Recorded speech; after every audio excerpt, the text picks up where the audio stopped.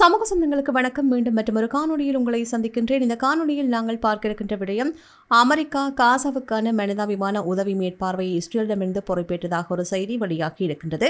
அடுத்து அமெரிக்கா மத்தியஸ்த மூலம் சவுதி இஸ்ரேல் உறவுகள் மீண்டும் தொடங்க வாய்ப்புள்ளதாக சவுதி வட்டாரங்கள் கோருகின்றன. இதற்கிடையில் எல்லை மோதலை தவிர்க்க இஸ்ரேலுடன் பேச்சுவார்த்தைக்கு ஆதரவு தெரிவிப்பதாக லெபனான் எம்பி ஒருவர் கூறியிருக்கின்றார். அடுத்து மறுமுனையில் பார்த்தால், பிரித்தானியா சட்டத்திறனியால் நெதன்யாகுவுக்கு கைதாணை பிறப்பிக்கப்பட்டிருப்பதாக கூறப்படுகின்றது. இது இஸ்ரேலுக்கு பெரிய நெருக்கடியாக பார்க்கப்படுகின்றது. இதற்கிடையில் ரஷ்யா மீது இரவோடு இரவாக தாக்குதல் மேற்கொள்ளப்பட்டதில் 44 உக்ரைனிய ட்ரோன்கள் சுட்டு வீழ்த்தப்பட்டதாக ரஷ்ய செய்திகள் கூறுகின்றன.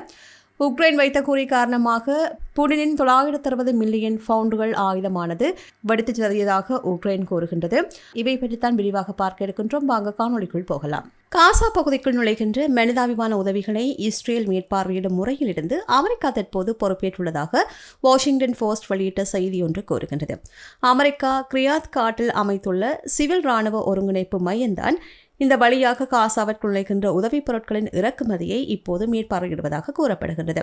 இதனால் காசா பகுதிக்குள் எது அனுமதிக்கப்படும் என்பதை தீர்மானிப்பதில் இஸ்ரேல் இப்போது இரண்டாம் நிலையில் உள்ளதாகவே அறிக்கைகள் கூறுகின்றது. அமெரிக்க அதிகாரி ஒருவர் இதுபற்றி கூறுகின்ற போது, உதவி விநியோகம் குறித்த பேச்சுவார்த்தைகளில் இஸ்ரேல் இன்னும் உரையாடலில் ஒரு பகுதியாகத்தான் உள்ளது. ஆனால் முடிவுகளை எடுப்பது இனி பரந்த அளவிலான அமைப்பின் கீழ் நடக்கும் என்று தெரிவித்தார். இஸ்ரேலிய பாதுகாப்பு அதிகாரி ஒருவர் ராய்ட்டர்ஸிடம் இதுபற்றி கூறுகையில், அமெரிக்க படைகள் தற்போது இஸ்ரேலுடன் இணைந்து காசா பகுதிக்குள் மனிதாபிமான உதவிகளை ஒருங்கிணைக்கும் பணியில் ஈடுபட்டிருக்கின்றன. இது அமெரிக்க அதிபர் ட்ரம்ப் முன்வைத்த போர் நிறுத்த திட்டத்தின் ஒரு பகுதி என்று அவர் கூறுகின்றார். அதே சமயம் அமெரிக்க மத்திய கட்டளை இஸ்ரேல் மற்றும் ஹமாஸ் இடையிலான உதவி விநியோகம் மற்றும் போர் நிறுத்த ஒழுங்கமைப்பை நெருக்கமாக கண்காணித்து வருகின்றது. ஆனால் சிஎம்சிசியின் ஆரம்ப கட்ட செயல்பாடுகள் குழப்பமானதும் முடிவெடுக்க முடியாதும் என்று சில அதிகாரிகள் வாஷிங்டன் போஸ்டுக்கு தெரிவித்திருக்கின்றார்கள். நோர்வே அகதிகள் கவுன்சிலின் பொதுச் செயலாளர் யான் எக்லேன் சமூக வலைதளமான எக்ஸில், காசாவுக்கான ட்ரம்பின் அமைதி திட்டத்தின் மனிதாபிமான உதவி வாக்குறுதி தாமதமடைந்துள்ளதாகவும், குளிர்கால நெருங்கு நிலையில் லட்சக்கணக்கான குடும்பங்கள் தங்குமிடம் இல்லாமல் துயரத்தில் உள்ளதாகவும் எச்சரித்தார். அவர் மேலும் இது பற்றி கூறுகின்ற போது, உதவியை மேற்பார்வையிடுவதில் இஸ்ரேலின் பொறுப்புகளை அமெரிக்கா ஏற்பது மிகவும் நல்ல முன்னேற்றம். இப்போது இந்த திட்டத்தை நடைமுறைப்படுத்துவது முக்கியம், ஏனெனில் இதன் மூலம் அமெரிக்காவின் நம்பகத்தன்மை சோதிக்கப்படுகின்றது என்று குறிப்பிட்டார். குறிப்பாக இந்த மாற்றம் ஏன் ஏற்பட்டது என்று பார்த்தால், சென்கொம் சமூக வலைதளங்களில் ஒரு வீடியோ வெளியிடப்பட்டது. அதில் வடக்கு ஹான் யூனிஸில் மனிதாபிமான உதவிகளை வழங்கும் லொரியை ஹமாஸ் செயற்பாட்டாளர்கள் கொள்ளையடித்தார்கள் என்ற குற்றச்சாட்டுக்கு பிறகுதான் இந்த முடிவு எடுக்கப்பட்டதாக கூறப்படுகின்றது. ஆனால் ஹமாஸ் இந்த குற்றச்சாட்டுகள் ஆதாரமற்றவை என்றும் மனிதாபிமான உதவிகளை தாங்கள் தடுக்கவில்லை என்றும் கூறியிருக்கின்றது.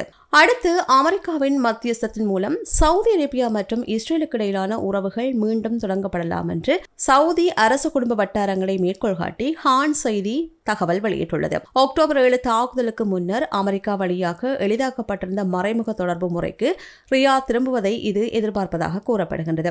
தற்போது இரு நாடுகளுக்கும் இடையிலான உறவுகள் இயல்பு நிலைக்கு வராத போதும் அதற்கான அடித்தளத்தை அமைக்கும் முயற்சிகள் நடந்து வருவதாக கூறப்பட்டது. சவுதி இளவரசர் முகமது பின் சல்மான் அடுத்த 10 நாட்களில் அமெரிக்க அதிபர் டொனால்ட் ட்ரம்புடன் சந்திப்பதற்காக வாஷிங்டனுக்கு செல்ல உள்ளதாக எதிர்பார்க்கப்படுகின்றது. இந்த சந்திப்பே சவுதி இஸ்ரேல் உறவுகள் மீண்டும் பலமடைவதற்கு காரணமாக இருக்கும் என்று எதிர்பார்க்கப்படுகின்றது. ஹான் செய்தி இது பற்றி கூறுகின்ற போது, இரு நாடுகளுக்கிடையான பணியை உருகச் செய்வது மற்றும் போரின் பின்னணியில் உருவான இடைவெளிகளை சரி செய்வது இந்த பேச்சுவார்த்தைகளின் முக்கிய நோக்கமாக இருக்கும் என்று கூறப்படுகிறது. ஆனால் சவுதி வட்டாரங்கள் என்ன வலியுறுத்துகின்றது என்றால், இஸ்ரேல் பலஸ்தீன் இருநாடு தீர்வு இல்லாமல் இஸ்ரேலுடன் எந்தவிதமான உறவு இயல்பு நிலைக்கும் கொண்டுவரப்படாது என்பதே ரியாத்தின் நிலைப்பாடு என்று கூறுகின்றது. இதற்கிடையில் சவுதி அதிகாரிகள் கஜகஸ்தான் சமீபத்தில் ஆபிரகாம் ஒப்பந்தங்களில் இணைந்ததை ஒரு நேர்மறையான வளர்ச்சியாக மதித்திருக்கின்றார்கள். அமெரிக்க அதிபர் டொனால்ட் ட்ரம்ப், இஸ்ரேல் பிரதமர் பெஞ்சமின் நெதன்யாகு மற்றும் கஜகஸ்தான் அதிபர் ஹாஷிம் ஜோமாட் ஆகியோருக்கிடையான முத்தரப்பு தொலைபேசி உரையாடலுக்கு பிறகுதான் கடந்த வியாழக்கிழமை கஜகஸ்தான் அதிகாரப்பூர்வமாக அந்த ஒப்பந்தங்களில் இணைந்ததாக ட்ரம்ப் உறுதிப்படுத்தினார்.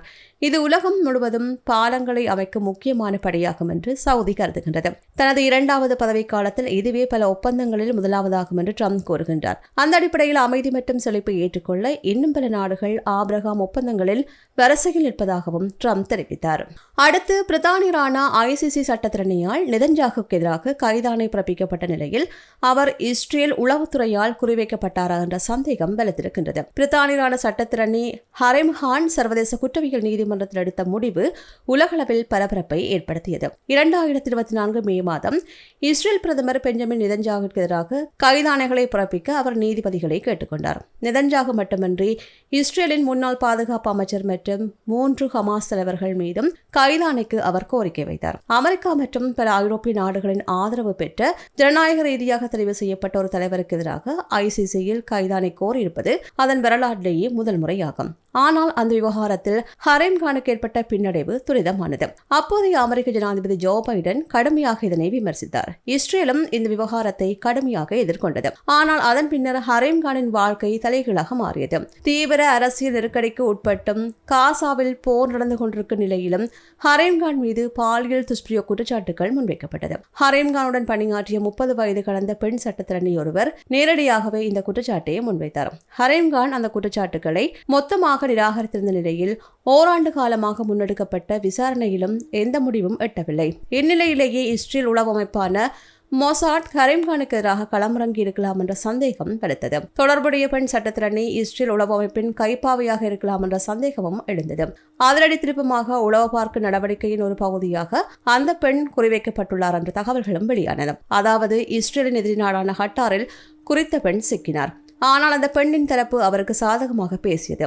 ஹரீம் கானுக்கு ஆதரவளிக்கின்றவர்களும் இது இஸ்ரேல் உளவு அமைப்பின் திட்டமிட்ட நடவடிக்கை என்றே விளக்கம் அளித்தார்கள். நெதன்யாகு மீதான கைதாணை ரத்து செய்யப்பட்டால் இந்த நெருக்கடியிலிருந்து ஹரீம் கான் தப்பலாம் என்றே கூறுகின்றனர். அது மட்டுமன்றி கடந்த பல ஆண்டுகளில் இஸ்ரேலின் நடவடிக்கைகள் அனைத்தும் மனித உரிமைகளுக்கு எதிரானது என்று ICC பலமுறை அம்பலப்படுத்தி வந்ததால் மொசாட் உளவு அமைப்பு தொடர்ந்தும் குறிவைத்து வந்துள்ளமை இங்கு குறிப்பிடத்தக்கது. அடுத்து தெற்கு லெபனானில் அதிகரித்து வருகின்ற பதற்றத்தை தணிக்கவும் எல்லை மோதலை தவிர்க்கவும் இஸ்ரேலுடன் நேரடி அல்லது மறைமுக பேச்சுவார்த்தைகள் நடத்தப்பட வேண்டும் என்று கிறிஸ்தவ கடேப் கட்சியின் தலைவர் மற்றும் லெபனான் நாடாளுமன்ற உறுப்பினர் சாமி கெமாயல் தெரிவித்திருக்கின்றார். MDB லெபனானுக்கு அளித்த பேட்டியில் ஜனாதிபதி ஜோசப் அவன் இதில் ஈடுபட வேண்டியிருந்தாலும் அத்தகைய பேச்சுவார்த்தைகள் நாட்டின் நலனுக்கானது அவசியம் என்றும் அவர் கூறினார். லெபனானின் இறையாண்மை மற்றும் அமைதியை எங்கள் முன்னுரிமை, போரை நிறுத்துவது தற்போது மிக முக்கியம் என்றும் அவர் தெரிவித்தார். இதேவேளை லெபனானின் சுதந்திரத்தையும் பிராந்திய ஒருமைப்பாட்டையும் காக்கும் முயற்சிகளை தடுக்கின்றது என்றும் இஸ்ரேலின் ராணுவ நடவடிக்கைகளை மறைமுகமாக ஆதரிக்கிறது என்றும் ஹிஸ்புல்லாவை அவர் கடுமையாக விமர்சித்தார்.